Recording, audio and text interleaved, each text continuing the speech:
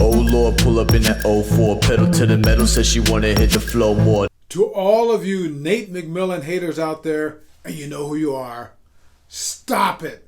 Just stop it. Yeah, I know they lost Monday night to a pretty shaky Bulls team in Chicago.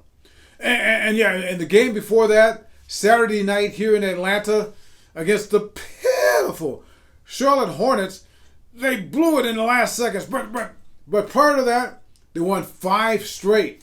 They've been pretty good throughout this entire year, calendar year of 2023, and this is despite everything, and it's all because of Nate McMillan. Anyway, we'll talk more about that in a minute. But first, subscribe to Atlanta Sports Unlimited. Great sports coverage right here on this YouTube channel. And here's we're sponsored by Prize Picks. Great fantasy game. Promotion code right here. Put that in there. Pick 2 to 5 players over or under for all this great stuff that could happen. And also, speaking of great, the great Hank Aaron. I was closer to him than any other sports journalist in history. The book right here. The Real Hank Aaron. I will autograph it personally for you. Just go to that site right there. Now, let's get this Nate McMillan thing. I mean, is Nate McMillan perfect? I mean, no. I think about that Brooklyn game. I still can't believe he didn't call a timeout at the end of that game. Anyway, I digress. And then on Saturday, they lost to Charlotte. He has, had a 5-second violation despite calling 2 timeouts before that. And he's got like little tiny, Trae Young trying to inbound the pass, and instead of somebody bigger against a bigger gap. Anyway, despite. But let's go back. Think about this. I mean, Nate McMillan, he's been an NBA coach after being a splendid NBA player. He was an NBA player for a dozen years in Seattle. Did extremely well, and then became an NBA head coach for 2 decades, and has done extremely well. He coached in Seattle there. He coached in Portland. He coached in Indiana.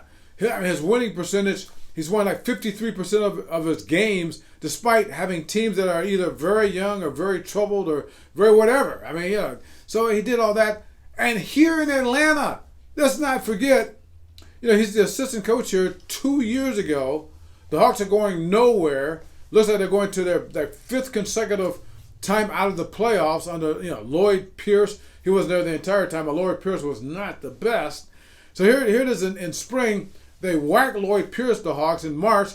They put in Nate McMillan, bring him from the end of the bench to the front of the bench as the head coach. And guess what? Hawks catch fire. They go to the playoffs, and they go to the Eastern Conference Finals, and they almost survive the Milwaukee Bucks, which is no disgrace there because the Milwaukee Bucks are pretty good. All right. Last year, they made the playoffs again. It wasn't as successful. But, I mean, they went up against the Miami Heat. Were embarrassed in the first round, but still got this young team and everything. So we get to this year. This year for the AtlantaHawks is filled with injuries.